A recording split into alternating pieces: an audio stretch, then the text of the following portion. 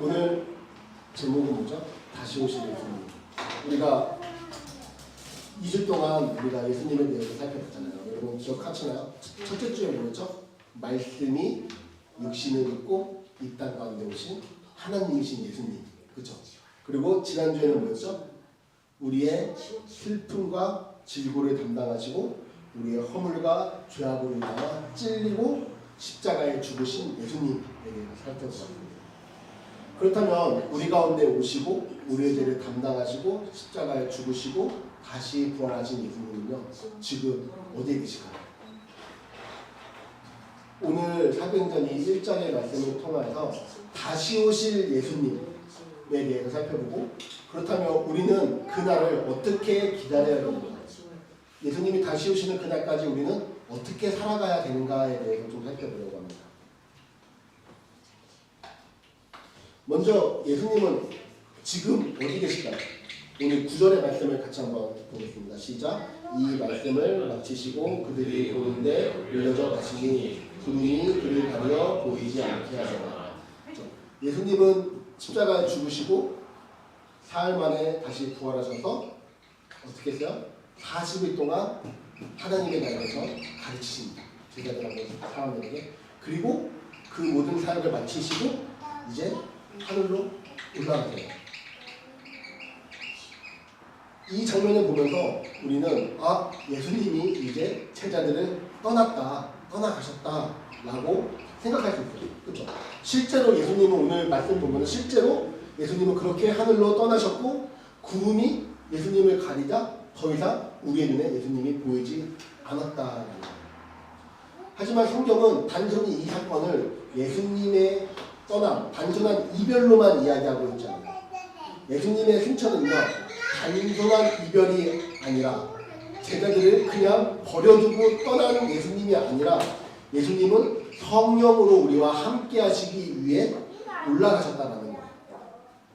요한복음 16장 7절을 우리 같이 한번 읽어볼까요? 시작. 내가 떠나가는 것이 너에게 유익이라. 내가 떠나가지 아니하면 보혜사가 너희에게로 오시지 아니할 것이요 가면 내가 그를 너희에게로 보내리니.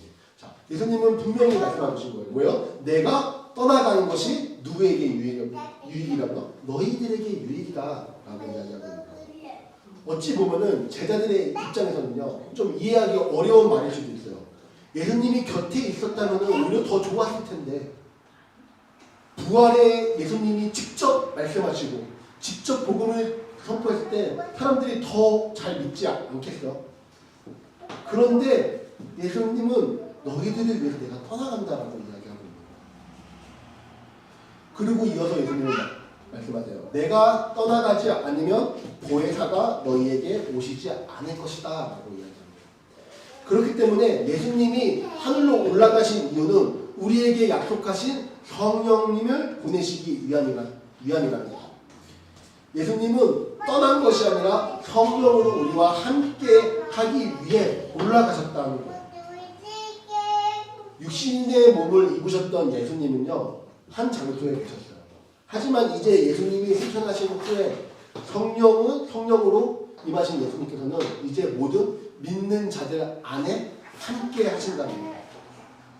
이제 예수님은요, 한 사람 곁에만 있는 것이 아니라 모든 성도들 안에서 우리와 영원히 함께하고 계신다고 이야기하고 있는 겁니다. 그렇기에 예수님의 떠나가신 예수님의 승천은요, 예수님의 부재가 아니라 성령으로 시작되는 새로운 예수님의 임재라는 사실을 우리는 기억해야 됩니다. 그래서 사도행전 오늘 1장 이후에 2장을 보면은 실제로 예수님이 약속한 성령이 임하죠. 그래서 두려움 속에 있던 제자들, 그리고 무너졌던 제자들이 성령으로 인하여 다시 일어나서 담대하게 복음을 전하기 시작합니다.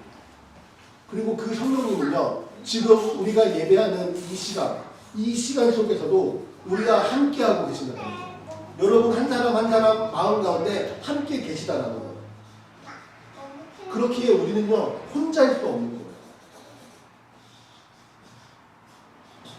예수님이 눈에 보이지 않는다고 해서 우리는 때로는 예수님이 나와 함께 하시는, 성령님이 나와 함께 하시는 걸 잊고 지낼 때가 너무 많이 있어요. 아, 내가 이렇게 힘든데 날 도와준 사람 아무도 없구나, 날 위해 기도해준 사람이 아무도 없구나 라고 생각하시지만, 사실 성령님께서는 우리를 고아와 같이 내버려 두지 않으시고 하늘 보좌에서도 여전히 우리의 삶을, 우리의 인생을 다스리고 인도해 가시고, 이와 동시에 우리와 함께 계시는 예수님.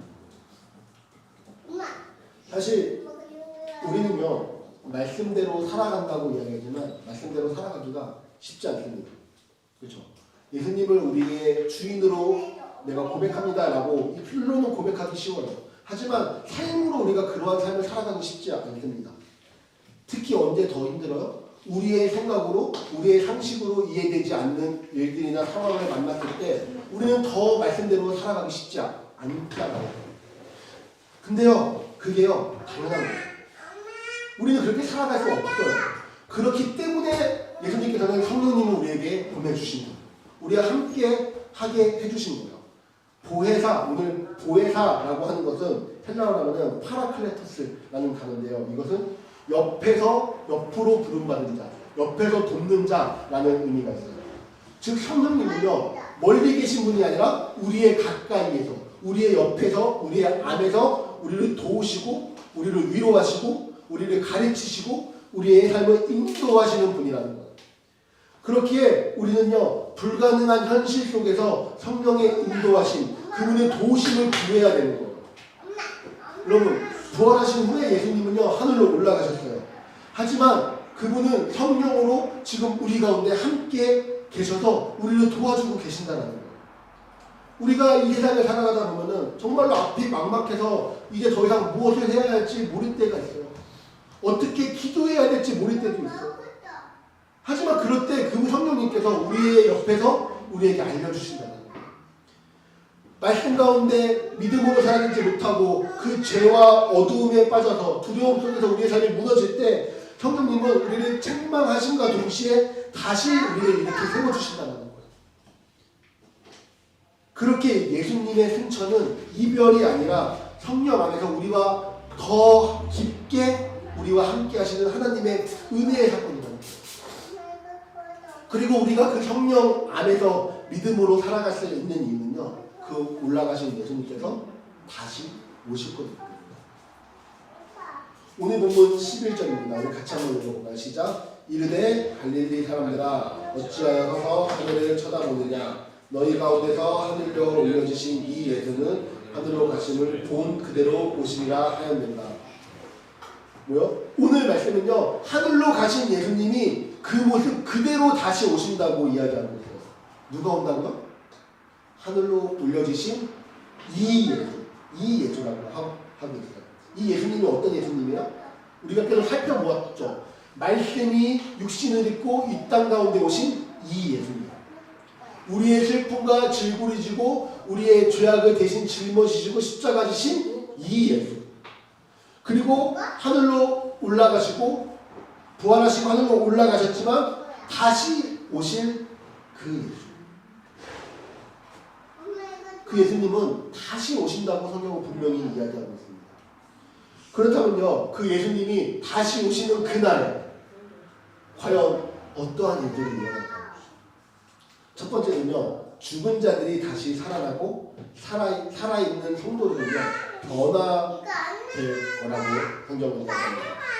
고린도전서 15장 52절을 이렇게 여러분 같이 한번 읽어볼까요? 시작. 죽은 자들이 썩지 아니할 것으로 다시 살아나고 우리도 변화된다. 예수님께서 다시 오시는 날 그리스도 안에서 죽은 자들은 다시 살아나게 될 거라고.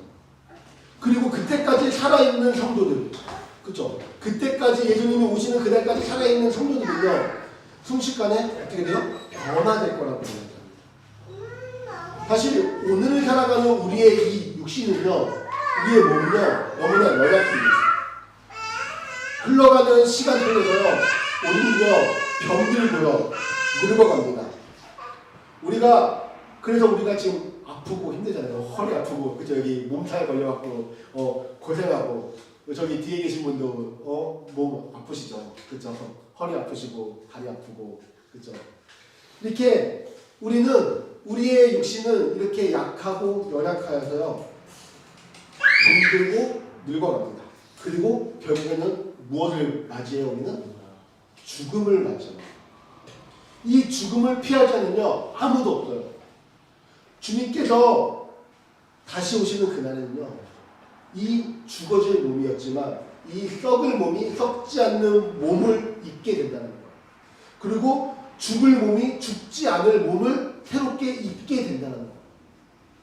빌립보서 3장 21절은 이렇게 얘기합니다. 같이 읽어볼게요. 시작. 우리의 낮은 몸을 자기 영광의 몸의 형체와 같이 변하게 하시리라. 우리 몸이요 사라지는 게 아니에요. 예수님의 부활하신 몸과 같은 영광스러운 몸으로 우리는 변하게 될 거라는 거예요. 이제는 더 이상 죄의 흔적과 연약함으로부터 완전히 자유로운 몸이 된다는 거예요. 이것을 우리는 뭐라고 얘기해요? 영화. 혹시 들어봤나요? 치, 성화, 영화 이 단어 들어봤나요? 예수님께서 다시 오시는 날 하나님께서는요 우리의 몸과 영혼을 온전하게 하심으로 우리의 구원을요 완성하시는 거예요. 우리는 이따가 뒤에서 이야기하겠지만 우리는 예수 그리스도를 믿음으로써 구원을 얻어요. 하지만 우리는 이 구원이 이미 우리 가운데 일어났지만 아직 완성이 되지 않았어요. 이 구원은 언제 완성이 돼요? 예수님 다시 오시는 그날에 영원하게 완성될 거라는 거예요. 둘째로는요 예수님이 다시 오시는 날에요 모든 사람이 주님 앞에 서게 될 거예요. 예수님께서 처음으로 이 땅에 오셨을 때는 어떻게 오셨어요? 인간 육신의 몸을 입고 오셨어요. 연약한 아기의 모습으로 오셨습니다. 그는 사람에게 멸시를 받으시고 고난당하셨고 십자가에 죽으셨어요.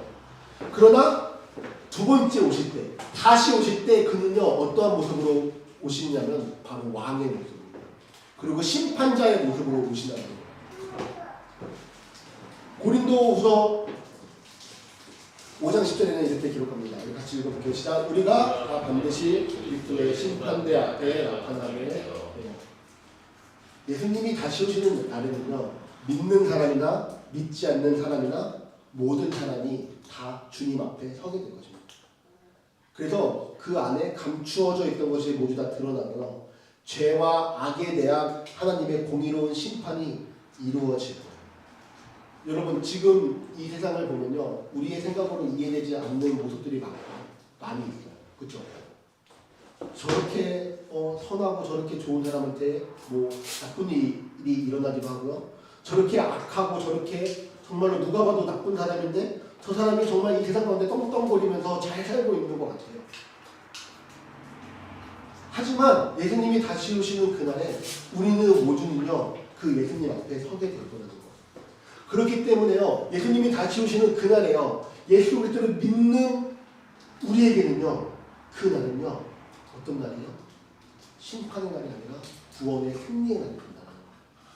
하지만 예수님을 믿지 않는 자들, 예수님의 다시 오심을 믿지 않는 자들에게는요 어떤 날이에요? 그날이 바로 두려운 심판의 날이 될 거예요. 로마서 8장 1절은 이렇게 기록합니다. 우리 같이 읽어볼게요. 시작. 그리스도 예수 안에 있는 자에게는 결코 정죄함이 없다. 성도에게요 예수 그리스도 다시 오실 그날은요 우리의 구원이 예수 그리스도의 구원이 옳다 참되다라는 것이요 완전하게 드러나는 날이 될 거예요. 그리고 우리의 눈물과 우리의 믿음과 우리의 수고를 기억하시고 그것을 갚아주시는 날이 될 거라는 거예요. 우리가 신앙생활을 하다 보면요 때로는 억울한 일도 많이 당할 때가 있어요. 그리고 손해보는 일도 많이 당하기도 합니다. 우리가 믿음을 지키기 위해서요 이 신앙을 지키기 위해서 때로는 우리는 너무나 수고하고요 때로는 눈물을 흘리기도 합니다. 하지만 예수님께서 다시 오시는 그날에 우리는 우리의 구원이 참되었다라는 사실을 알게 될 거예요. 그것들이 드러나게 될 거예요. 그렇기 때문에 우리가 이 믿음을 지켜나갈 수 있는 거예요. 게다가 우리를 비웃고 우리를 손가락질하고 그게 정말 맞는 거야? 라고 비웃고 우리를 의심하지만 우리가 그 믿음을 지켜나갈 수 있는 이유 끝까지 예수님 다시 오실 그날까지 우리가 그 믿음을 지켜나갈 수 있는 이유는 바로 예수님이 우리 가운데 다시 오실 것을 믿기 때문이에요. 우리가 그분 앞에 섰을 때 예수님 앞에 섰을 때 예수님 우리를 안아주시면서 너가 믿음을 지켜오냐 정말 수고했다. 너의 슬픔, 너의 억울함, 너의 그 어려움들 내가 다 알아. 하지만 너가 그 믿음을 잘 지켜왔구나. 이제 내 품에 안겨서 나와 영원한 나라를 누리자. 라고 예수님께서 우리에게 말씀하실 것을 우리가 알기 때문에, 믿기 때문에 우리가 오늘 이 땅에서의 믿음의 삶을 살아갈 수 있다는 거예요. 사랑하는 여러분, 때로는 이 믿음의 삶이 좀 뭐라고 이야기하나, 조금 억울하고 조금 아닌 것 같고 세상의 관점으로 봤을 때는 조금 미련한 것 같은 인생처럼 보이긴 해요. 하지만 여러분, 그럴지라도 오늘 세상의 눈으로, 우리의 눈으로 볼 때 그렇게 보일지라도 예수님 다시 오시는 그날에 예수님은 아니야, 너가 살아왔던 그 믿음이 옳아, 그게 맞았어 라고 분명히 말씀해 주시고, 우리가 그것을 믿으면서 이 땅을 살아가야 되는 인생을 살아야 된다는 거예요. 그리고 예수님이 다시 오시는 그날에 셋째로는요, 죄와 죽음의 권세가 완전히 사라질 거예요. 예수님께서는 이미 십자가와 부활을 통해서 죄와 죽음을 이기셨어요. 하지만 우리는 여전히 죄와 싸우며 살아가요. 예수님을 믿어도요, 때로는 우리는 세상 유혹에 넘어지고요, 병들고요, 사랑하는 사람과 이별하기도 하고요, 아픔과 슬픔 속에서 눈물을 흘립니다. 그 이유는 우리의 구원이 이미 예수 그리스도부터 시작되었고, 우리가 예수 그리스도를 믿음으로써 우리의 구원이 시작되었지만 아직 완성되지는 않았기 때문입니다. 하지만 예수 그리스도께서 다시 오실 그날에요, 이미 구원의 완성이 되거든요. 고린도전서 15장 26절은요 이렇게 얘기합니다. 맨 나중에 멸망받을 원수는 사망이다 라고 얘기합니다. 주님께서 다시 오시는 그날에는요, 우리를 괴롭히던 죄와 죽음과 사탄의 권세가 완전히 무너질 거라는 거예요. 더 이상 그 죄악들이, 그 사단이 우리를 유혹하거나 넘어뜨리지 못할 거라는 거예요. 죽음이 더 이상 우리를 두렵게 하지 못할 거라는 거예요. 사랑하는 사람과 갈라놓지 못할 거라는 거예요. 그리고 요한계시록 21장 4절은 이렇게 이야기합니다. 우리 같이 한번 읽어볼게요. 시작. 모든 눈물을 그 눈에서 닦아주시니 다시는 사망이 없고 애통하는 것이나 곡하는 것이나 아픈 것이 다시 있지 아니하리니. 그날에는요, 더 이상 질병과 죽음과 이별이거든요. 애통하는 것도 없고요, 곡하는 것도 없고요, 아픈 것도 다시 있지 않다는 거예요. 하나님께서 친히 우리의 눈물을 닦아주실 거예요. 여러분, 예수님의 다시 오심은요, 우리가 기다려온 구원이 완성되는 날이에요. 우리의 이 연약한 몸이요, 영광스러운 몸으로 변하게 되고요, 우리가 주님 앞에 서게 되고 죄와 죽음과 눈물이 영원히 사라지는 기쁨의 날입니다. 하늘로 올라가신 그 예수님이 다시 오신다는 거예요. 우리의 죄를 담당하시기 위해서 처음 오셨던 그 예수님께서요, 이제 우리의 구원을 완성하기 위해서 다시 오신다는 거예요. 그렇게 우리는 예수님의 다시 오심을 기다리며 살아야 돼요. 어떻게 살아야 돼요? 증인의 삶으로 기다리며 살아야 됩니다. 우리는 기다린다라고 이야기하면요, 어떻게 생각해요? 그냥 아무것도 하지 않은 채 그냥 멍하니 기다린다라고 생각해요. 하지만 성경에서 이야기하는 기다림은요, 그냥 멍하니 아무것도 하지 않고 기다리는 것을 이야기하지 않아요. 기다림은요, 멈추는 것이 아니라 새로운 사명의 시작입니다. 오늘 본문 11절 앞부분을 보면요, 이르되 갈릴리 사람들아 어찌하여 서서 하늘을 쳐다보느냐라고 이야기해요. 하나님은 제자들에게 가만히 서 있지 말아라 라고 이야기하는 거예요. 가만히 서 있어서 하늘만 바라보지 말아라 라고 이야기하는 거예요. 예수님이 다시 오실 것을 믿는 사람들은요, 이제 가만히 멈춰 서 있는 것이 아니라 이제 맡겨진 자리로, 우리에게 새롭게 주어지는 그 사명의 자리로 다시 나아가야 된다는 거예요. 이것을 보면요, 우리 교회에게 주신 사명과 비슷한 것 같아요. 우리 교회 사명이 뭐죠? 하나님의 꿈을 꾸는 거예요. 이 예배 가운데, 우리의 교제 가운데, 우리의 이 모임 가운데 우리가 하나님의 꿈을 꾸는 거예요. 그 꿈을 꾸고 우리 어떻게 해요? 세상 가운데 나아가야 되는 거예요. 그리고 여러분들의 삶 속에서 그 꿈을 실현내는 거예요. 그래서 우리는 하나님의 하나의 꿈을 꾸지만 그 꿈이 실현되는 모습은요, 여러분의 삶을 통해서 그것이 실현된다는 거예요. 다양한 모습으로 실현된다는 거예요. 저는요, 우리가 하나님의 꿈을 꾸고 저는 저의 삶을 통해서 하나님의 꿈이 실현될 거예요.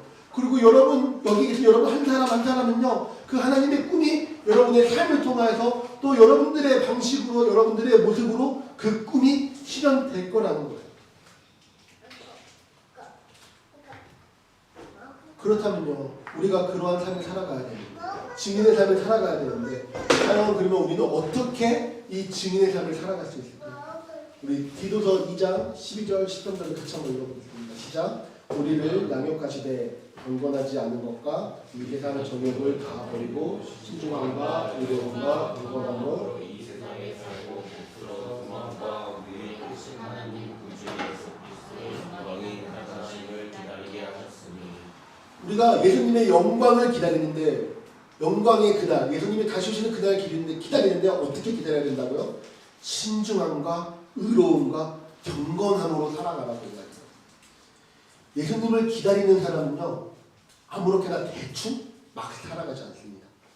우리에게 주어진 사명 안에서, 그 소망 안에서 신중하게 의로움으로 경건한 삶을 살아간다는 거예요.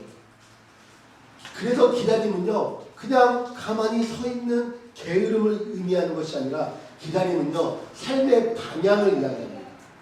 주님이 다시 오실 것을 믿기에 우리는 세상에서 죄와 타협하지 않을 수 있는 거예요.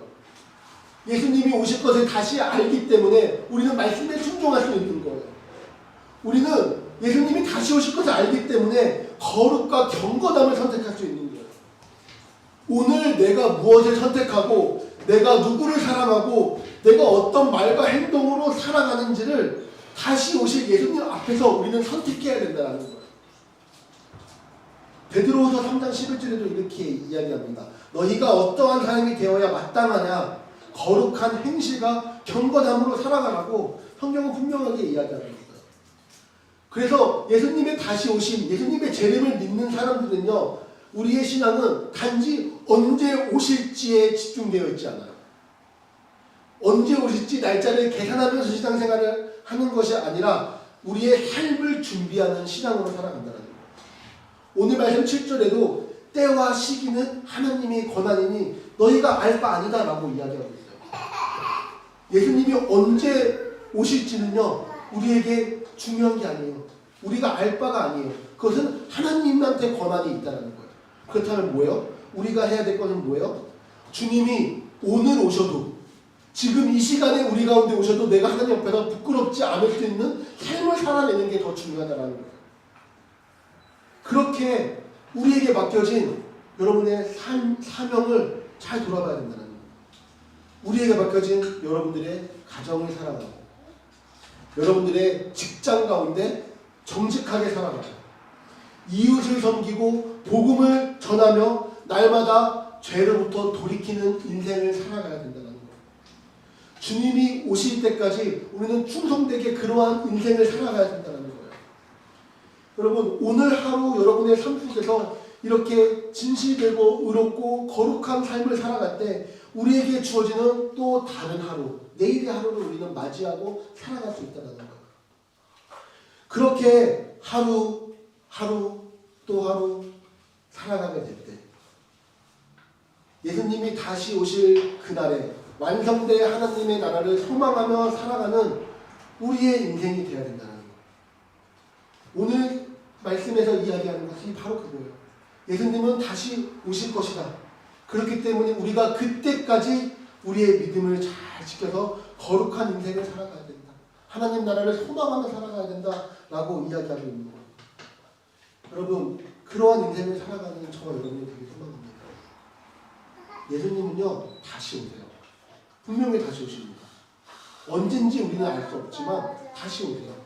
그렇기에 우리는 그 다시 오심을 기억하고 오늘 하루를 충성되게 부끄럽지 않게 살아가야 되는 거예요. 왜요? 언제 오실지 알 수 없기 때문에. 사랑하는 여러분,